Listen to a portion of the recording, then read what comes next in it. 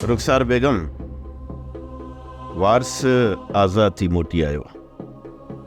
हाँ, वो एॾा रहमदिल बणिजी विया जो वारस खे आज़ाद करे छॾियो। न रुखसार बेगम, रब न पाण वञी उन्हनि खे हथ ॾिनो, पोइ उन्हनि वारस खे छॾे मीरा सां गॾु रबन खे विहारे छॾियो।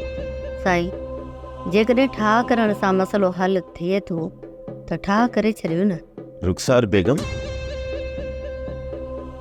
तूं छा थी चवीं त मां कमाल ऐं ओठे जहिड़े ज़ालिम खे बख़्श करे छॾियां?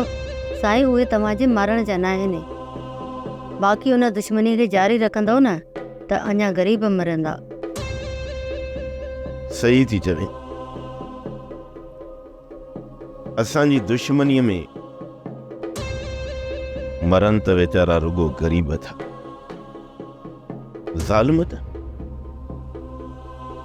उहे ई ज़िंदा वतन था घुमंदा। इन करे चवां थी त साईं ठाह कयो, जेको रत वियो त वियो, हाणे वधीक रत न वहायो। शाम सभिनी ॻोठ वारनि खे ओताक ते घुराए उन्हनि सां सलाह कंदुसि। ॻोठ वारनि जी सलाह खां सवाइ मां को बि क़दम न खणंदुसि। जेकॾहिं ॻोठ वारनि जो रायो हूंदो, ॻाल्हियूं पोइ थींदियूं।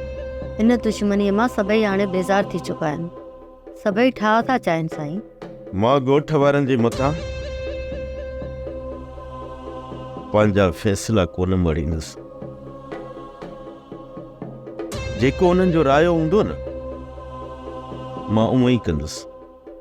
सोप सीरियल ज़हर ज़िंदगी तमाम एपिसोड ॾिसो हाणे HD क्वालिटी में। विजिट कयो असांजो YouTube चैनल सिन TV HD ड्रामा। सब्सक्राइब कयो असांजो ऑफिशियल YouTube चैनल सिन TV HD ड्रामा ऐं वधीक अपडेट लाइ बेल आइकन खे क्लिक करियो।